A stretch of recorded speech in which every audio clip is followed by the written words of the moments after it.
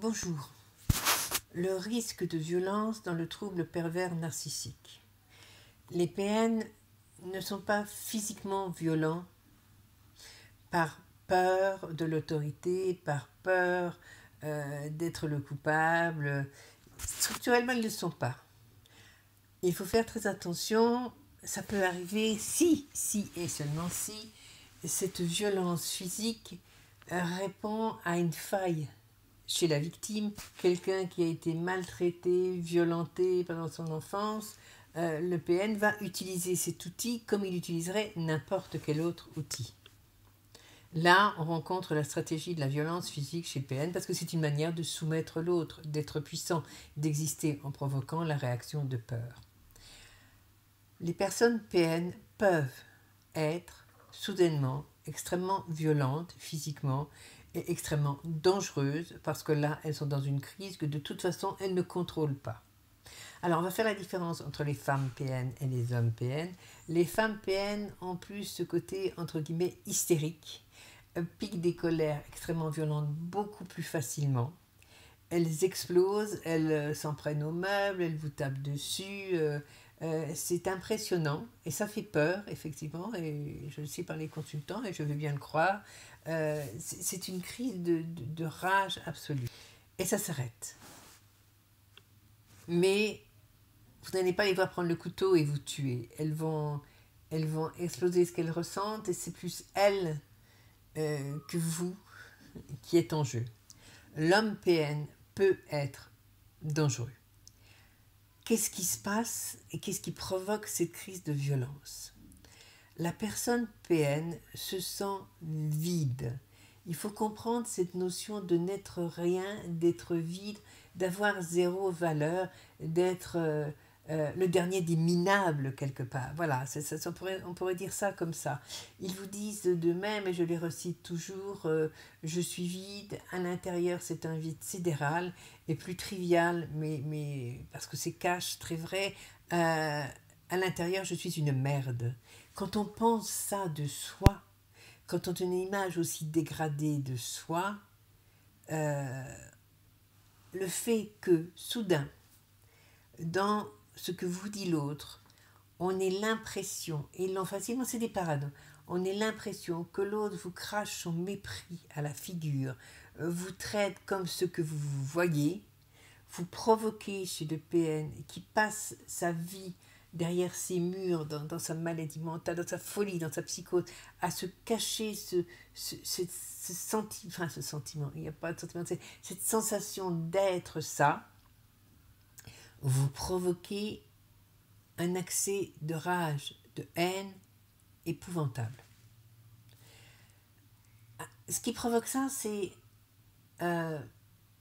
parfois, c'est pas votre ton, c'est pas votre mépris, c'est le fait d'insister sur la problématique APN en face de vous. Si vous essayez de lui dire non mais regarde, tu as un problème, ton comportement est anormal, tu te vois pas là, il faut que tu fasses quelque chose, c'est pas possible, tu peux pas continuer comme ça, vous lui renvoyez des flashs qui disent tu es rien, et les flashs, c'est un peu comme, vous savez, l'effet du stroboscope, la lumière, ça explose. Et là, PN peut être dangereux. Parce que la violence de PN va être de vouloir détruire ce qui est en face de lui, va faire exploser sa structure interne. Il s'est protégé dans son monde fermé par l'illusion qu'il pouvait contrôler les autres, qu'il pouvait les maîtriser, que jamais il n'atteindrait le centre de son être qui est ce vide, que jamais il ne vivrait, qu'il pourrait faire illusion, et tout d'un coup, il a l'impression qu'on tape à coups de burin et qu'on va ouvrir sa forteresse et qu'il va être vu au grand jour, mis à nu, et que donc tous les autres, tous, sans exception, le monde entier va savoir ce qu'il est, et donc il devient complètement vulnérable. C'est une question de survie. C'est un animal qui est acculé dans un coin et qui doit absolument se défendre et qui tout d'un coup devient fou, et fou de rage. Là, la haine, l'idée de tuer est dans sa tête.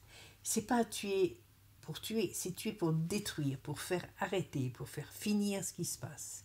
Et vous êtes en danger. Il y a un risque. Alors ça, on évite de le faire avec PN. On ne va pas lui donner raison, mais on ne va jamais attaquer sa problématique en face. Jamais. De toute façon, vous voyez dans le regard de PN la haine. Ce regard, c'est quelque chose qui parle énormément. Ce regard si vide, tout d'un coup, son regard vide change et la haine noire sort. Que faire? Trouver le moyen de partir, ne pas s'enfuir, ne jamais s'enfuir, parce que s'enfuir, vous mettez le prédateur en route, c'est le principe du prédateur et de la proie.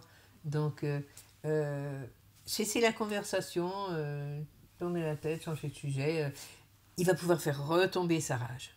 Mais si vous restez là, et que vous insistez devant ce regard de haine, vous pouvez vous retrouver à l'hôpital, vous pouvez peut-être vous retrouver au cimetière, je ne plaisante pas.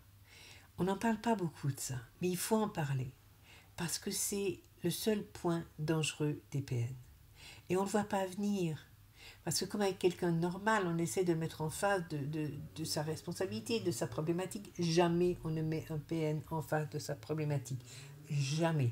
Ça ne sert strictement à rien, sauf éventuellement à vous mettre en danger.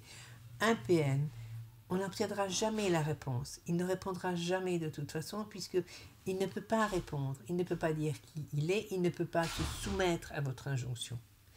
Une personne PN, on ne peut le remettre dans une position de non-agresseur qu'en utilisant l'indifférence. Le fameux « ça rentre par une oreille, ça sort par l'autre ».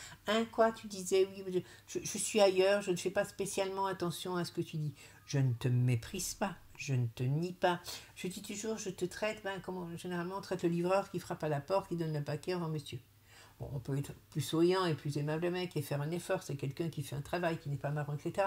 Mais on n'engage pas une conversation soutenue avec, on ne l'accueille pas comme on accueillerait un ami qui vient chez vous. C'est cette relation-là, la relation qu'on a avec le commerçant à qui on achète la baguette de pain, et on achète la baguette de pain, bonjour, au revoir, on prend sa baguette de pain, on paye, puis on part. Il n'y a pas, voilà, c'est de l'ordre du social point barre. C'est comme ça qu'on communique avec un PN, en ne lui donnant pas d'informations, en ne répondant pas à ses injonctions, cette forme d'indifférence en le remettant dans la masse.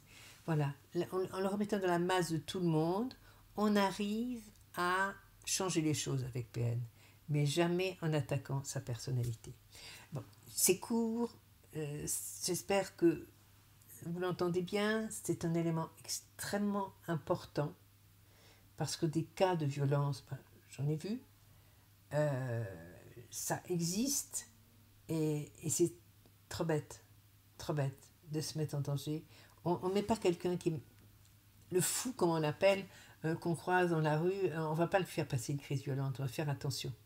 C'est pareil, on n'utilise plus le mot folie, mais cette déformation mentale, ce trouble de développement, ce monde fermé, cet état limite ou psychose, c'est ce qu'on appelait la folie avant.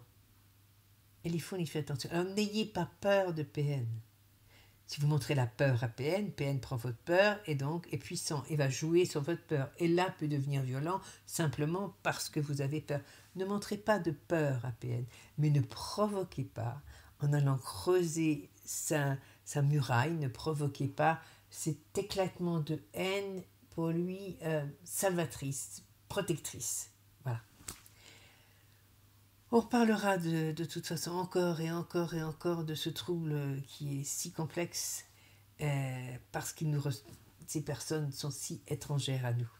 Je vous souhaite plein de lumière, je vous souhaite un joli chemin, n'ayez pas peur, évitez juste ça, traitez-les avec indifférence et en les traitant avec cette indifférence sociale comme monsieur tout le monde ou madame tout le monde, vous verrez très très vite la différence est énorme et vous fera beaucoup de bien.